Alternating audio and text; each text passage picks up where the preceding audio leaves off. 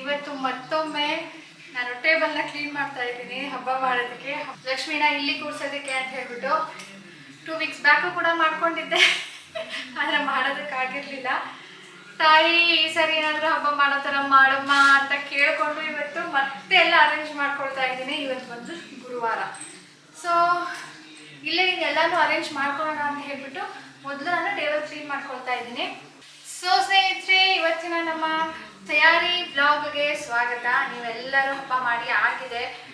ಯಾರಾದರೂ ಈ ಲಾಸ್ಟ್ ಶ್ರಾವಣ ಮಾಡೋಣ ಅಂತ ಇದ್ರ ನಂತರ ಬಿಕಾಸ್ ಆಫ್ ಮೆನಿ ರೀಸನ್ಸ್ ತಿಳಿಸಿ. ಎಲ್ಲರೂ ಮಾಡಿರ್ತಾರೆ, ನಾನೇ ಲಾಸ್ಟ್ ಅಂದ್ಕೊಳ್ತೀನಿ. ಒಂದು ಹೊಸ ಬೆಡ್ ಸ್ಪ್ರೆಡ್ ಇತ್ತು, ಅದನ್ನು ಹಾಸ್ತಾ ಇದ್ದೀನಿ.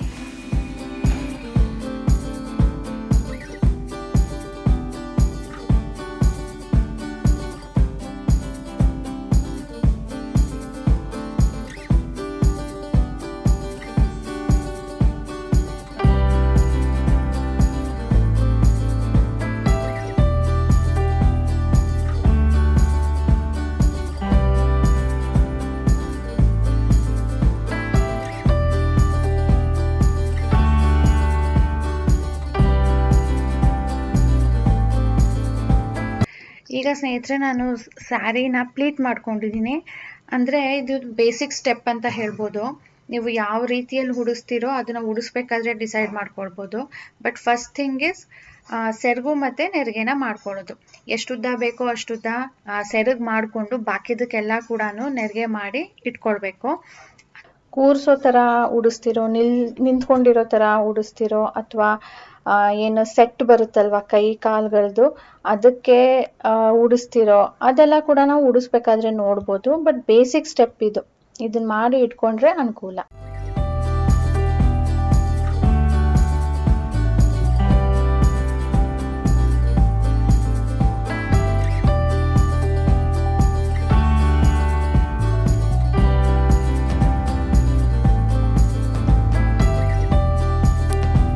ಆ್ಯಂಡ್ ಇದು ಬ್ಲೌಸ್ ಪೀಸ್ ಮಡಚ್ಕೊಳ್ತಾ ಇರೋದು. ಸ್ವಲ್ಪ ಸ್ಟಿಫ್ನೆಸ್ಗೆ ಪೇಪರ್ ಯೂಸ್ ಮಾಡ್ಬೋದು, ಇಲ್ಲ ಅಂದರೆ ನಮಗೆ ಹೇಗೆ ಕೂರಿಸೋ ಐಡಿಯಾ ಇರುತ್ತಲ್ವ ಅದಕ್ಕೆ ತಕ್ಕಂತೆ ನಾವು ಪ್ಲ್ಯಾನ್ ಮಾಡಿಕೊಂಡು ರೆಡಿ ಮಾಡ್ಕೊಳ್ಬೋದು. ಈಗ ಡೆಕೋರೇಷನ್ಗೆ ಏನೆಲ್ಲ ಬೇಕು, ಏನೆಲ್ಲ ಇದೆ ಅದನ್ನೆಲ್ಲ ತೆಗೆದಿಟ್ಕೊಳ್ತಾ ಇದ್ದೀನಿ. ಎಲ್ಲನೂ ಯೂಸ್ ಮಾಡ್ತೀನಿ ಅಂತ ಅಲ್ಲ, ಬಟ್ ಏನೇನಿದೆ ಅಕಾರ್ಡಿಂಗ್ಲಿ ಪ್ಲ್ಯಾನ್ ಮಾಡ್ಬೋದಲ್ವಾ ಅಂತ ಹೇಳಿಬಿಟ್ಟು. ಇದು ಲಾಸ್ಟ್ ಇಯರ್ ನಾನೇ ಮಾಡಿದ್ದೆ. ಇದು ನೀವು ನೋಡಬೇಕು ಅಂದರೆ ಲಿಂಕ್ ನಾನು ಟ್ರೈ ಮಾಡ್ತೀನಿ ಹುಡುಕಿ ಹಾಕೋದಕ್ಕೆ. ನೋಡಿ, ಇದೊಂದು ಬಿಟ್ಟೋಗಿದೆ ನೋಡಿ, ಇಲ್ಲಿ ಅಂಟಿಸ್ಬೇಕು. ಈಗ ನಾನೊಂದು ಡೆಕೋರೇಟಿವ್ ಐಟಮ್ನ ಮಾಡ್ತಾ ಇದ್ದೀನಿ. ಬ್ಯಾಕ್ ಡ್ರಾಪ್ ಲಕ್ಷ್ಮಿ ಕೂರಿಸ್ತೀನಲ್ಲ ಅದ್ರ ಹಿಂದೆ ಎಲ್ಲಿ ನೋಡಿದ್ದೆ ನಾನಿದು, ಬಟ್ ಎಕ್ಸಾಕ್ಟ್ ಅಲ್ಲ, ಸಮಥಿಂಗ್ ಡಿಫ್ರೆಂಟ್ ಮಾಡೋಣ ಅಂತ ಸ್ಕ್ರೀನ್ ಹಾಕೋಣ ಅಂದ್ಕೊಂಡೆ. ಸ್ಕ್ರೀನ್ ಹಾಕೋದಕ್ಕೆ ಮೊಳೆ ಹೊಡಿಬೇಕು ಅಥವಾ ಸ್ಟಿಕ್ಕರ್ಸ್ ಅಂಟಿಸ್ಬೇಕು. ಏನು ಮಾಡೋಣ ಅಂತ ಯೋಚನೆ ಮಾಡ್ತಾ ಇದ್ದಾಗ ನನಗೆ ಇದು ಸಿಕ್ತು, ಈ ಐಡಿಯಾ. ಇದು ಬಂದು ಸಾನುವಿನ ಹೂಪ್ಲಾ ರಿಂಗ್ಗೆ ಒಂದು ಕ್ಲಾತ್ ಬಾರ್ಡರ್ ಇತ್ತು, ಸಾರಿ ಬಾರ್ಡರ್, ಅದನ್ನು ಸುತ್ತಿದ್ದೀನಿ. ಅದಾದಮೇಲೆ ಲೈಟಿಂಗ್ಸ್ ಹಾಕ್ತಾ ಇದ್ದೀನಿ.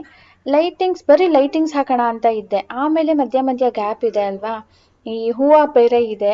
ಸೊ ಹೂವನ್ನು ಮಧ್ಯ ಹಾಕಿದಾಗ ಚೆನ್ನಾಗಿ ಕಾಣುತ್ತಲ್ವಾ ಅಂತ ಹೇಳಿ ಯೋಚನೆ ಮಾಡಿ ಅದೆರಡನ್ನು ನಾನೀಗ ಸ್ಟಿಕ್ ಮಾಡ್ತಾ ಇದ್ದೀನಿ ಸೆಲೋಫಿನ್ ಟೇಪನ್ನು ಯೂಸ್ ಮಾಡಿಕೊಂಡು.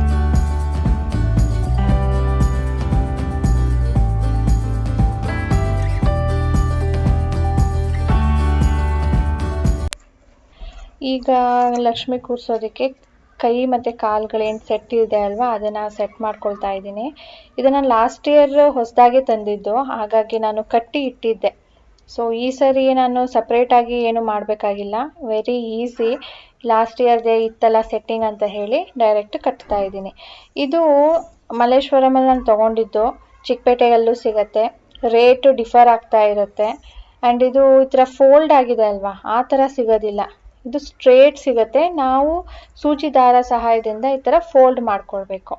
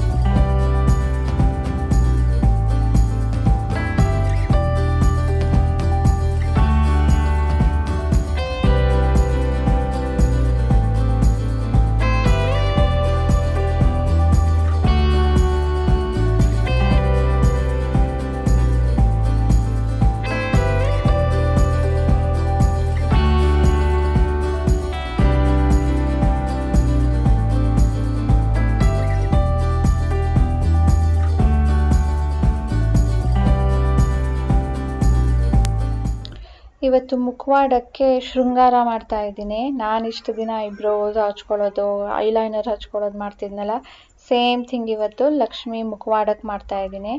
ಯೂಶ್ವಲಿ ನಾನು ಅರಿಶಿನ ಕುಂಕುಮ ಅಷ್ಟೇ ಹಚ್ತಾ ಇದ್ದೆ. ಐಬ್ರೋಸ್ ಕಣ್ಣೆಲ್ಲ ನಾನು ಏನು ಬರಿತಾ ಇರಲಿಲ್ಲ. ಅಮ್ಮ ಎಲ್ಲ ಚೆನ್ನಾಗಿದೆ ಕಣೆ, ಮುಖ ಮಾತ್ರ ಸ್ವಲ್ಪ ಲೈಟ್ ಅನ್ನಿಸ್ತಾ ಇದೆ, ಸ್ವಲ್ಪ ಡಾರ್ಕ್ ಮಾಡಬೇಕಿತ್ತು, ಕಪ್ ಹಚ್ಚಬೇಕಿತ್ತು ಅಂತಿದ್ರು. ಸೊ ಈ ಸರಿ ಟ್ರೈ ಮಾಡೋಣ ಅಂತ ತಂದಿದ್ದೀನಿ. ನಾನು ನೋಡಿರೋ ಪ್ರಕಾರ ಈ ಕಣ್ಣುಗಳೆಲ್ಲ ಬರೆದಾಗ ತುಂಬಾ ಒಂಥರ ಕೋಪದ ಮುಖವಾಗಿ ಕಾಣುತ್ತೆ. ಅಷ್ಟೊಂದು ಸೌಮ್ಯವಾಗಿ ಸ್ವೀಟ್ ಆ್ಯಂಡ್ ಕ್ಯೂಟಾಗಿ ಅನಿಸೋದಿಲ್ಲ. ಅದಕ್ಕೆ ನಾನು ಟ್ರೈ ಮಾಡ್ತಾ ಇರಲಿಲ್ಲ. ಇವತ್ತು ಟ್ರೈ ಮಾಡಿದೆ. ಫುಲ್ ಆ್ಯಸ್ ಅ ಹೋಲ್ ಕಣ್ಣು ಬರೆದ್ರೆ ಅದೇ ಥರ ಕೋಪದ ಮುಖ ಥರ ಕಾಣ್ತಾ ಇತ್ತು. But just eyeliner and eyebrow ಮಾಡಿದೆ ಅಷ್ಟೇ. ಒಂಥರ ಚೆನ್ನಾಗಿದೆ ಅಂತ ಅನ್ನಿಸ್ತು. ನನಗೂ ಖುಷಿ ಆಗ್ತಾ ಇತ್ತು ನೋಡಬೇಕಾದ್ರೆ. ಏನೋ ಒಂಥರ ಕಳೆ ಇದೆ ಅಲ್ವಾ, ಎಷ್ಟು ಬ್ಯೂಟಿಫುಲ್ಲಾಗಿ ಕಾಣ್ತಾ ಇದೆ ಅಂತ. ಲಕ್ಷ್ಮಿಗೆ ನಂದೇ ದೃಷ್ಟಿ ತಾಗ್ತಾ ಇತ್ತು, ಅಷ್ಟು ಬ್ಯೂಟಿಫುಲ್ಲಾಗಿ ಕಾಣ್ತಾ ಇದ್ಲು ಲಕ್ಷ್ಮೀ ದೇವಿ.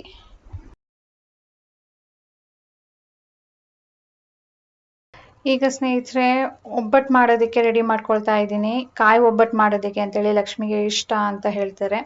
ಸೊ ಈ ಕಾಯಿ ನಾನು ಯಾವ ಮೆಷರ್ಮೆಂಟಲ್ಲಿ ತೊಗೊಂಡಿದ್ದೀನಿ ಅಂದರೆ 2 ಬಟ್ಲಷ್ಟು ಕಾಯಿ ತೊಗೊಂಡಿದ್ದೀನಿ. ಇದನ್ನು ನಾನು ಮೊದಲೇ ರುಬ್ಕೊಂಡಿದ್ದೀನಿ. ತುರ್ಕೊಂಡು ರುಬ್ಕೊಂಡು ಬಿಡೋದು. ನಾನು ಕುಕ್ ಮಾಡಿ ಆದಮೇಲೆ ರುಬ್ಬೋದಿಲ್ಲ, ಅದು ಕೆಲವೊಂದು ಸರಿ ಗಟ್ಟಿ ಇರುತ್ತೆ, ರುಬ್ಬಕ್ಕಾಗೋದಿಲ್ಲ. ಸೊ ಈಗ ರುಬ್ಕೊಂಡು ನಾನು ಒಂದು ಪಾತ್ರೆಯಲ್ಲಿ ಇದನ್ನು ಡ್ರೈ ಮಾಡ್ಕೊಳ್ತೀನಿ. ಆದಷ್ಟು ಕೆಂಪಗಾಗಬಾರ್ದು, ತಳ ಅಂಟುತ್ತಾ ಇದೆ ನೋಡಿ, ಅದು ಕಡಿಮೆ ಆಗಬೇಕು, ಸ್ವಲ್ಪ ಡ್ರೈ ಆಗಬೇಕು. ಅಲ್ಲಿ ತನಕ ನಾನು ಸಣ್ಣ ಉರಿಯಲ್ಲೇ ಇದನ್ನು ಡ್ರೈ ಮಾಡ್ಕೊಳ್ತೀನಿ. ಇದು ಡ್ರೈ ಆದಮೇಲೆ ಬೆಲ್ಲ ಸೇರಿಸ್ಬೇಕು. ಬೆಲ್ಲ ನಾನು ಕರಗಿಸ್ಕೊಂಡಿದ್ದೀನಿ ಸ್ವಲ್ಪ ನೀರು ಹಾಕ್ಬಿಟ್ಟು. ಯಾಕೆ ಅಂದರೆ ಏನಾದರೂ ಧೂಳು ಕಸ ಏನಾದರೂ ಇದ್ದರೆ ಬರಲಿ ಅಂತ ಹೇಳ್ಬಿಟ್ಟು. 1 ಬಟ್ಲು ಕುಟ್ಟಿರೋ ಪುಡಿ ಮಾಡ್ಕೊಂಡಿರೋ ಬೆಲ್ಲಕ್ಕೆ 1/4 ಭಾಗದಷ್ಟು ನೀರು ಹಾಕಿ ಸೋಸ್ಕೊಂಡಿದ್ದೀನಿ. 2 ಬಟ್ಲು ಕಾಯಿಗೆ 1 ಬಟ್ಲು ಬೆಲ್ಲ ಬೇಕು. ಇದನ್ನು ನಾವೀಗ ಡ್ರೈ ಆಗೋ ತನಕ ಹೀಗೇನೆ ಫ್ರೈ ಮಾಡ್ಕೊಳ್ಬೇಕು. ಹೇಗೆ ಗೊತ್ತಾಗುತ್ತೆ ಅಂದರೆ, ನಾವು ತಳ ಹಿಡಿಯೋಕ್ಕೆ ಶುರು ಆಗುತ್ತೆ, ಸ್ವಲ್ಪ ಡ್ರೈ ಕಾಣುತ್ತೆ, ಆಗ ನಾವು ಇದನ್ನು ಇಳಿಸ್ಕೊಂಡ್ಬಿಡ್ಬೇಕು. ತಣ್ಣಗಾದ್ಮೇಲೆ ಮತ್ತಷ್ಟು ಗಟ್ಟಿ ಆಗ್ಬಿಡತ್ತೆ. ಇದಕ್ಕೆ ನಾನು ಮತ್ತೇನು ಸೇರಿಸ್ತಿಲ್ಲ, ಏಲಕ್ಕಿ ಪುಡಿ ಬಿಟ್ರೆ.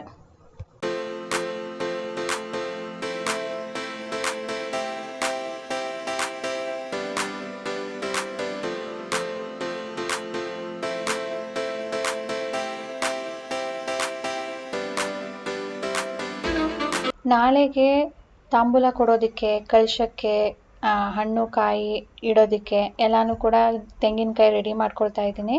ಎಲ್ಲ ಕ್ಲೀನ್ ಇದೆ, ಬಟ್ ಸ್ವಲ್ಪ ಇದೆ. ಅದನ್ನೆಲ್ಲ ಕೂಡ ಕ್ಲೀನ್ ಮಾಡಿ ಒಂದು ಕಡೆ ಇಟ್ಕೊಳ್ತಾ ಇದ್ದೀನಿ. ಬೆಳ್ಳಿ ಪಾತ್ರೆ ಕ್ಲೀನ್ ಮಾಡೋದಕ್ಕೆ ನಿಮ್ಮಲ್ಲಿ ತುಂಬ ಜನ ಸಜೆಸ್ಟ್ ಮಾಡಿದ್ರಿ, ಲೈಕ್ ರೂಪೇರಿ ಅಂತ ಸಿಗುತ್ತೆ, ಸಿಲ್ವರ್ ಡಿಪ್ ಅಂತ ಸಿಗುತ್ತೆ ಅಂತ ಹೇಳಿ. ಅದನ್ನೆಲ್ಲ ಚೆಕ್ ಮಾಡಿದೆ ಅಮೆಝಾನಲ್ಲಿ, ಚೆನ್ನಾಗಿದೆಯಂತೆ. ಅದು ಕಪ್ಪಗಾಗಿರೋದೆಲ್ಲ ಇನ್ಸ್ಟೆಂಟಾಗಿ ಒಂದು ಡಿಪ್ಪಲ್ಲೇ ಫುಲ್ ಶೈನ್ ಎಲ್ಲ ಬರುತ್ತೆ, ಕಪ್ಗೆಲ್ಲ ಹೊರಟೋಗುತ್ತೆ. ನಾನು ನೋಡಿದೆ ಅದನ್ನು ತೊಗೊಳ್ಳೋಣವಾ ಅಂತ ಹೇಳಿ. ಆದರೆ ನಾನು ಬೆಳ್ಳಿ ಪಾತ್ರೆಯನ್ನು ಡೈಲಿ ಬೇಸಿಸ್ ಮೇಲೆ ಯೂಸ್ ಮಾಡೋದಿಲ್ಲ, ವರ್ಷದಲ್ಲಿ 1 ಸಾರಿ ಅಷ್ಟೇ. ಆ್ಯಂಡ್ ಅದು ನಾನು ಕ್ಲೀನಾಗಿ ಎಲ್ಲ ರ್ಯಾಪ್ ಮಾಡಿ ಇಡೋದ್ರಿಂದ ಅದು ಕಪ್ಗೇನು ಆಗೋದಿಲ್ಲ. ಆ್ಯಂಡ್ ನಾನು ಆ ಸೊಲ್ಯೂಷನ್ ತೊಗೊಂಡ್ರೆ ವೇಸ್ಟ್ ಆಗ್ಬೋದೇನೋ, ಬೇಡ ಅಂತ ಹೇಳ್ಬಿಟ್ಟು ನಾನು ತೊಗೊಂಡಿಲ್ಲ. ಜಸ್ಟ್ ಕೋಲ್ಗೇಟಲ್ಲೇ 1 ಸಾರಿ ಹಚ್ಬಿಟ್ಟು ಇಟ್ಟು ವಿತಿನ್ 5 ಮಿನಿಟ್ಸ್ ನಾವು ಕ್ಲೀನ್ ಮಾಡಿದ್ರೇ ಸಾಕು, ನೀಟ್ ಆಗುತ್ತೆ. ಈಗ ಸ್ವಲ್ಪ ಫ್ರೂಟ್ಸ್ ಆ್ಯಂಡ್ ವೆಜ್ಜೀಸ್ ಶಾಪಿಂಗಿಗೆ ಅಂದ್ಬಿಟ್ಟು ಬಂದಿದ್ದೀನಿ. ಸೂಪರ್ ಮಾರ್ಕೆಟಿಗೆ ಬಂದಿದ್ದೀನಿ ಈ ಸಾರಿ. ಆ್ಯಕ್ಚುಲಿ ಲಾಸ್ಟ್ ಟೈಮು ಯಶವಂತಪುರ್ಗೆ ಹೋಗಿದ್ವಿ, ಆಗ ಹೇಳಿದ್ದೆ ರಾಜೇಶ್ಗೆ, ಅಷ್ಟೊಂದೇನು ಕನ್ವಿನ್ಸ್ ಆಗಲಿಲ್ಲ, ಮನೆ ಹತ್ರನೇ ತೊಗೊಳ್ಬೋದಲ್ವಾ ಅಂತ ಹೇಳಿದರು. ಸೊ ಅದಕ್ಕೆ ಬಂದೆ. ಆ್ಯಂಡ್ ಲಾಸ್ಟ್ ಟೈಮ್ ನಾನು 2 ದಿನ ಮುಂಚೆನೇ ಹೋಗಿದ್ದೆ, ಬುಧವಾರನೇ ಹೋಗಿದ್ದೆ. ಆದರೆ ಇವತ್ತು 1 ದಿನ ಮುಂಚೆ ಬಂದಿದ್ದೀನಿ, ಅದೂ ರಾತ್ರಿ ಬಂದಿದ್ದೀನಿ. ಆ್ಯಕ್ಚುಲಿ ತರಕಾರಿ ಕೂಡ ಖಾಲಿ ಆಗಿತ್ತು. ಸೊ ತರಕಾರಿ ಮತ್ತು ಫ್ರೂಟ್ಸ್ ಏನೇನು ಬೇಕೋ ಅದೆಲ್ಲನೂ ಒಟ್ಟಿಗೆ ತೊಗೊಂಡೋಗೋಣ ಅಂದ್ಬಿಟ್ಟು ಬಂದೆ.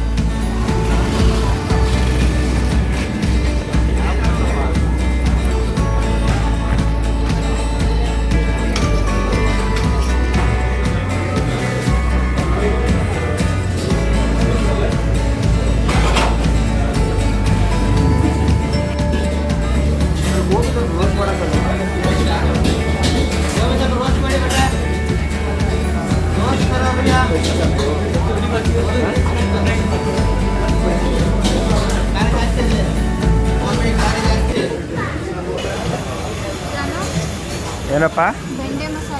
ಬೆಂಡಿ ಮಸಾಲ. ನೆನ್ನೆನೂ ನಾವು ತಿಂದಿದ್ದು. ನೆನ್ನೆ ಮನೇಲಿ ತಿಂದಿದ್ದು, ಇವತ್ತು ಇಲ್ಲಿ ಹೊರಗಡೆ ತಿಂತಾ ಇದ್ದೀವಿ.